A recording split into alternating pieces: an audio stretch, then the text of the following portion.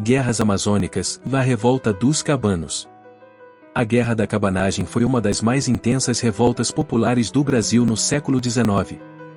Ela ocorreu na província do Grão-Pará, entre 1835 e 1840, e foi impulsionada pelo descontentamento das camadas populares e indígenas, mestiços, negros e brancos pobres, que se sentiam oprimidas e excluídas pelos privilégios de uma elite distante e alheia às suas necessidades.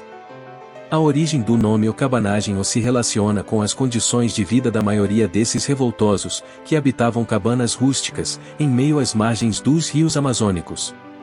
Esses cabanos, como eram chamados, encontravam-se em condições de extrema miséria e opressão, levando-os a lutar por uma vida mais justa e digna. Contexto da revolta. A insatisfação começou a se agravar com a situação política nacional. Após a abdicação de Dom Pedro I em 1831, o Brasil passou por um período conturbado, conhecido como período regencial, em que a jovem nação era governada por uma regência até que Dom Pedro II atingisse a maioridade. Neste período, a província do Grão-Pará, assim como outras províncias do Brasil, passou a questionar a centralização do poder no Rio de Janeiro e a se ressentir da ausência de autonomia política e econômica.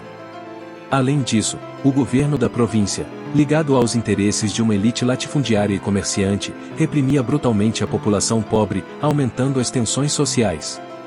Na época da cabanagem, a elite paraense era composta principalmente por grandes comerciantes, proprietários de terras e senhores de engenhos que controlavam a economia e os recursos da região. Esses homens mantinham uma relação estreita com o governo central no Rio de Janeiro e resistiam fortemente às mudanças e demandas populares. Aqui estão alguns dos principais nomes da elite paraense durante o período. Cônego Batista Campos. Embora Batista Campos tenha inicialmente vindo de um contexto de elite, ele se tornaria um dos principais articuladores da causa popular no Pará. De formação religiosa e com uma forte influência intelectual, Campos esteve ligado aos primeiros movimentos de resistência contra a opressão da elite local. Ele defendia ideias de autonomia e justiça social e inspirou parte dos ideais que culminaram na cabanagem. Porém, ele acabou se distanciando dos cabanos mais radicais. Dom Romualdo Coelho. Era o bispo do Pará e uma figura de grande influência religiosa e política na região.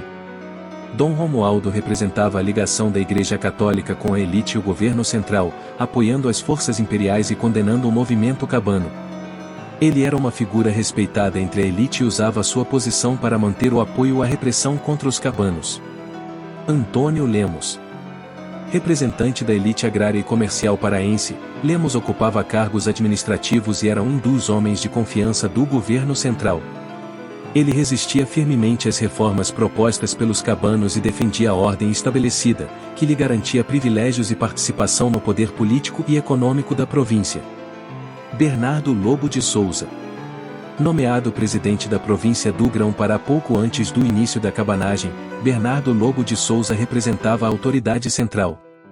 Ele era responsável por administrar a província em nome do governo regencial, mas sua gestão foi marcada por confrontos e repressão contra a população local.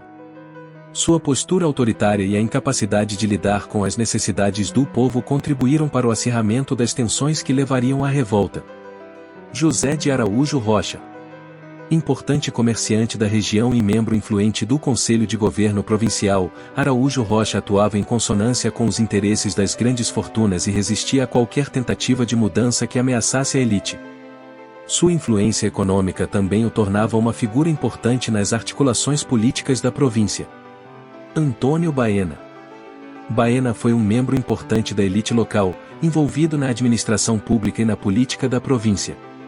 Ele representava o interesse de manutenção do status quo e a defesa dos privilégios das classes dominantes.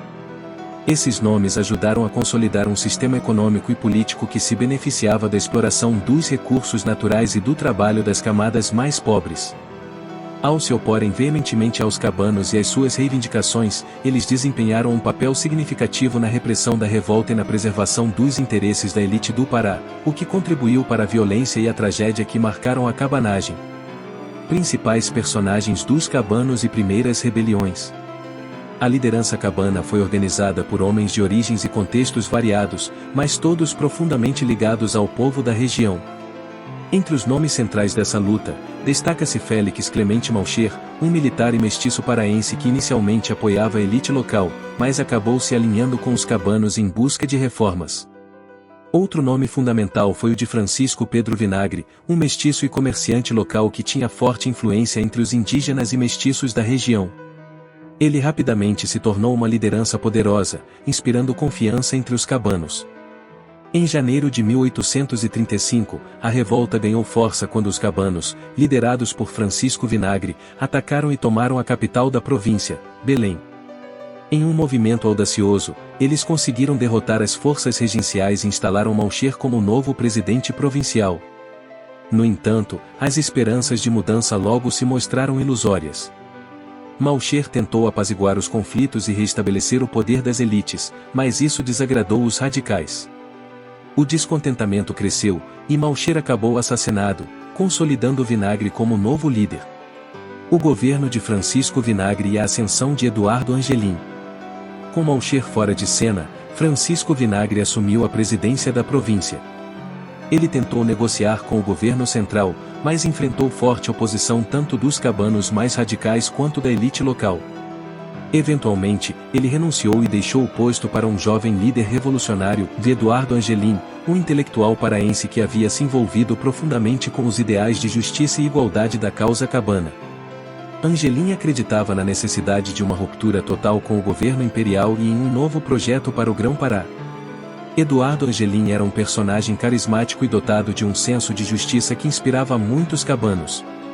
Ele organizou o movimento com um objetivo mais unificado e, sob sua liderança, os cabanos dominaram a capital Belém e estabeleceram um governo que procurava atender aos interesses do povo. Angelim promoveu reformas e tentou desenvolver uma economia que incluísse todos os paraenses. Durante seu governo, Belém se tornou uma espécie de república cabana, onde o poder estava nas mãos dos cabanos. A reação do governo central e o massacre. No entanto, o governo imperial não permitiria que a província permanecesse nas mãos dos revoltosos. Em 1836, o governo central enviou uma poderosa força militar para o Grão-Pará, com ordens de retomar a província a qualquer custo. O oficial que liderou a frota do governo central para reprimir a cabanagem foi o almirante inglês John Taylor, contratado pelo governo imperial para comandar as operações navais na região do Grão-Pará. Taylor recebeu instruções para retomar o controle da província a qualquer custo, o que levou a uma campanha de extrema violência contra os cabanos. Comandando uma esquadra composta por navios de guerra bem armados, Taylor executou ataques brutais contra Belém e outras áreas controladas pelos revoltosos. Suas forças realizaram bombardeios e bloqueios navais que impediram a entrada de suprimentos na capital e outras cidades sob domínio cabano, estrangulando a resistência.